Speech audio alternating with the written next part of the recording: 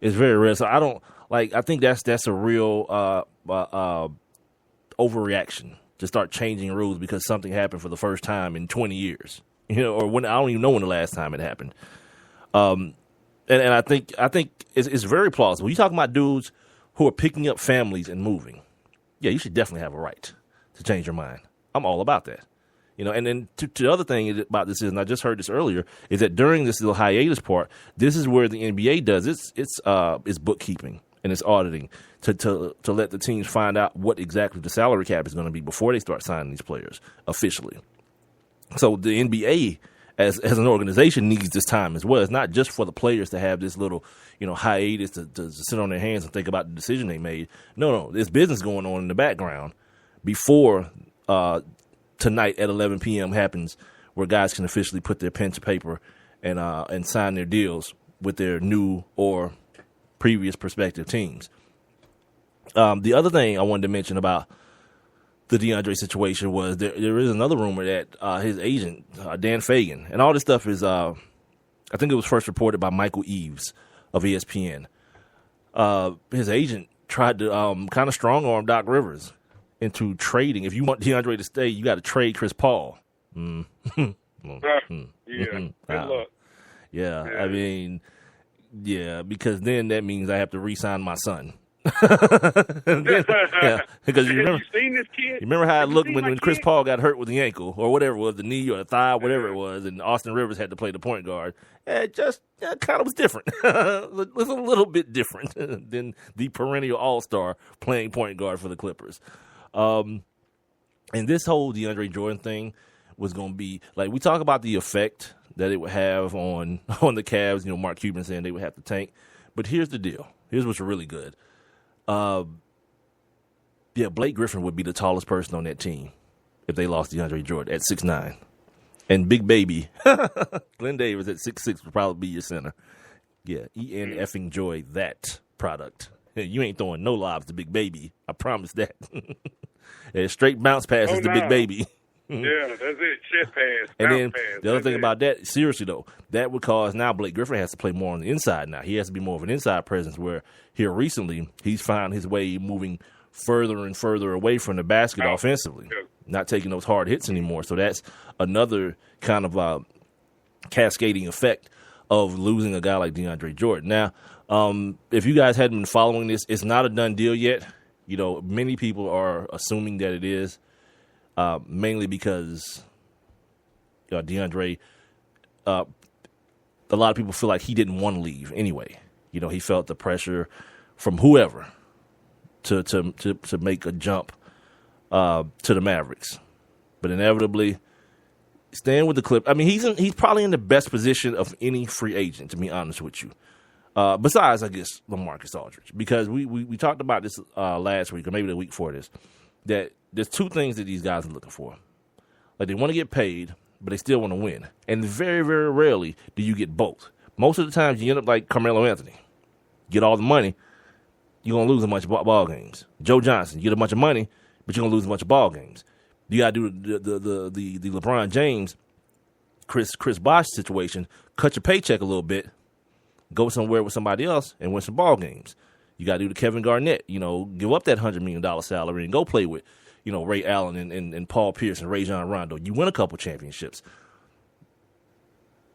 Outside of that meltdown in the playoffs, this is a nice ball club. Not very deep, because once Jamal Crawford gets hurt, it's like you look down the bench, it's like, oh God, there's Big Baby. I can't help laughing every time I say Big Baby, because I don't know, I'm just an idiot that way. But they're not the deepest team. But outside of that I guess 3-game losing streak that they had to the Rockets at the worst possible time ever. Yeah, nice ball club. You got what's supposed to be a pretty good coach. We don't understand really what he is as a GM. And here's the other part about this new Clippers regime. Yeah, you got an owner that probably ain't used to hearing people tell him no. So immediately because this is why you talk about a guy like Steve Ballmer. He's not a basketball guy. He's a businessman. So the deal for him, the deal ain't done till the deal's done. Like, he don't know nothing about all these unwritten rules. Wait, what? DeAndre wants to leave? What can we do to get him back? Well, usually, Steve, I don't care about usually. What can we do now before he has to sign? Well, I guess we can go talk to him. Let's do that. Gas up the jet. We're out of here. Yeah, go get Chris. Go get Blake. Doc, you come on with me, and we're gonna go get our guy back. Yeah, there's a dude. And I'm going to show Balmer has one of those Creflo $65 million joints. If not a couple. Yeah, he got way more bread than Creflo. This dude is in the billions. Billions. Yeah, right. not the I'm millions. Saying, but I'm just saying, but he has the G6 or the G7, whichever one. He just gassed that joint up, and it's time to go. So yeah, this is what you have when you have the guy in not Jersey in Brooklyn. Got cats like Steve Ballmer. It's fun to own a team, but yet still he's a businessman, and people don't necessarily tell people with billions of dollars no. That don't usually happen in his world. So this NBA thing is like, yeah, what the hell ever. Mark Cuban, who? Yeah, let's go get DeAndre back and make sure he understands that 5 years is more than 4, even if we have to do it on our fingers. Not that DeAndre's a dumbass, but you know what I'm saying. DeAndre, we want to keep you here for this many years. They only want you for this many. You know I love DeAndre Jordan, man. Stop playing. And the reason this dude is in the catbird seat, he's in the opposite position that we talked about yesterday when we talked about Tristan Thompson. Yeah, plenty of people want DeAndre Jordan. Like, who doesn't want a 7-foot athletic freak that blocks shots and can get you 20 rebounds on any given night? Yeah, he might only shoot 40% from the free throw line, but whatever. We'll deal with that some other time. But Tristan Thompson's in a different situation. He's a restricted free agent, and what he needs to get out of Cleveland is an offer sheet. Yeah. Where they at? Yeah, you got LeBron there, but eventually, here's the thing, too. LeBron got to make a decision, too. Like we could act like, yeah, LeBron's sitting around here waiting on Tristan Thompson. All right. Till when? Like, how long are you going to wait? Eventually, LeBron has to sign somewhere, too. And the odds, if I was to bet on it, he ain't leaving Cleveland. No matter what the hell you do with Tristan Thompson. He'll just be mad. Yeah, he'll be upset. Right. He'll be upset, but whatever, dude. He'll get over it. I mean, that'll free up the money to definitely sign Joe Johnson at that point. So, well, Joe's already signed. They got to trade for him. Yeah, he's already in the contract. They got to get rid of Brendan Haywood's contract to either bring him in. So, yeah, this whole thing about Tristan Thompson holding out for more money, first of all, yeah, we've tracked down LeBron Tristan. He's in the Bahamas or wherever the hell he is with Carmelo and the boys. He ain't thinking about your ass not one damn bit. Yeah, he's with his boys. Right. And Gabrielle Union. Yeah, it's going to be tough. Like, I'm not going to be surprised, man, if, like, while Tristan's trying to hold out for this 4-year, 5-year, $85 million or whatever Draymond got, yeah, it's going to come in way. Technically, he's still under contract with Cleveland because he's restricted. No, he's still a free agent. No, he doesn't have a contract. But they could just match it. Right. They could just match the offer sheet. Yeah, he's still free, but he's restricted in the way where he can either remember like Jeff Teague last year. You remember? Yeah, Larry Drew wanted to take him. With Milwaukee. Yeah, right. Same deal with him. Nah, but what's gonna be crazy is if DeAndre goes to LA, Mark Cuban should call Tristan Thompson. Well, see, the thing is, it's not gonna matter. He can. But if the LeBron influence is what people say it is, yeah, he's just gonna be whatever, match it, keep matching it, Dan. But that's what I'm saying. You know, I wonder how much a team is desperate, because if DeAndre goes back to LA, the Dallas Mavericks then go into desperation mode because they let Tyson Chandler get out to Phoenix, and they go into desperation mode. So what do? When you start looking at the free agents, I mean, I think, and he could actually still be signed with Denver. But I saw a deal by him possibly going to the Clippers. DeAndre, what's the boy's name? Who mama kissed Dr. J? Oh God, this kid that plays for Denver. Okay, what about him? But no, I was saying he's another. I mean, he actually plays center. Right, because that's what I was about to say. He's available. You can pony up for Tristan Thompson, but then you're dealing with a 6'9" center, instead of the 7'1" guy that you wanted. You know what I mean? And you got is Tristan Thompson willing to go somewhere and play center? See, there's so basically with the Dallas Mavericks, and Mark Cuban knew it. He already told us. He kind of foreshadowed it. Yeah, we're SOL. We don't get this guy. This year and I don't even know who's coming out next year. The year before last, we knew about all these freshman phenoms. We knew about Aaron Gordon and Andrew Wiggins and Jabari Parker, and then later on in the season, we found out about Joel Embiid and these guys. And last year, we knew about the Kentucky team, them, and we knew about Jahlil Okafor.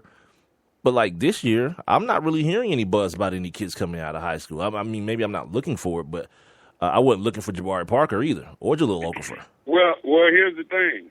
You'll have another off season where there'll be a handful of good guys out there in free agency that'll be available. Kevin Durant, of course, will be available. Joakim Noah, he'll be an unrestricted free agent. Al Horford will be an unrestricted free agent.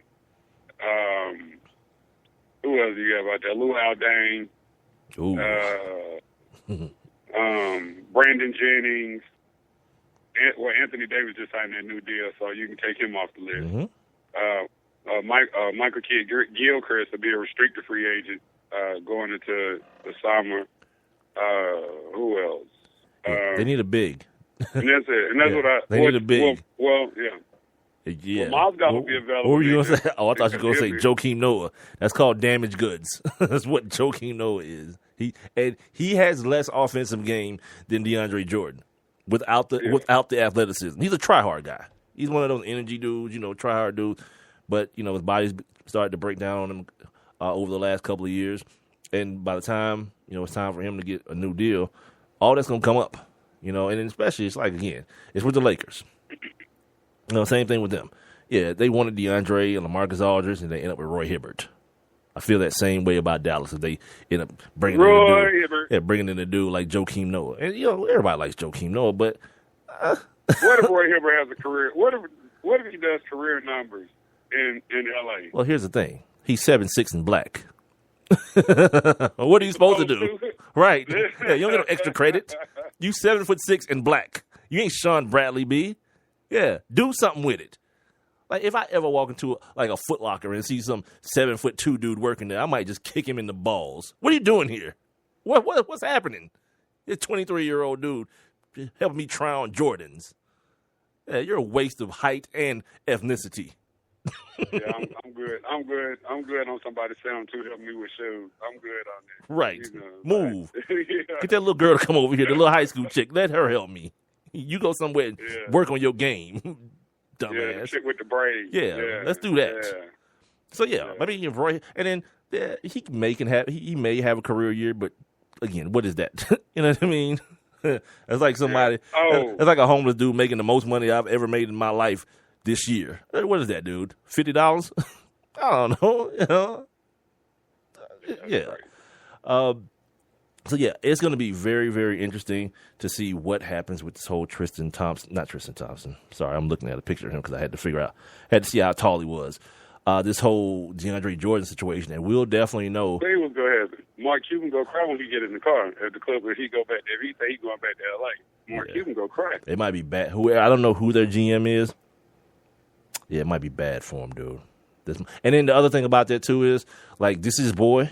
If this agent is his boy, friendship's over. Because, we're done. This don't happen. Because, first of all, it already cost me 25 G's. And I don't care how rich you are. It's still 25 G's. You know what I mean? You cost me 25 G's for announcing it prematurely. And now the dude ain't even here. Yeah. Our friendship's over because you move on and I'll move on. I promise you, Mark Cuban has had a Woody on ever since DeAndre said he was coming. He kind of like your boy in Ballers. Remember your boy on Ballers when The Rock told him he his stand old boy? He was like, I want to blow you. He was like, you want to blow me? Like full frontal, the whole thing? You're an idiot, dude. All right. We'll come back. And when we get back, I've got to talk about Heathcliff Huxtable. I've got to do this in the first hour. I can't let this wait. And if it wasn't for this damn DeAndre Jordan situation, yeah, it would have led the show. Trust that.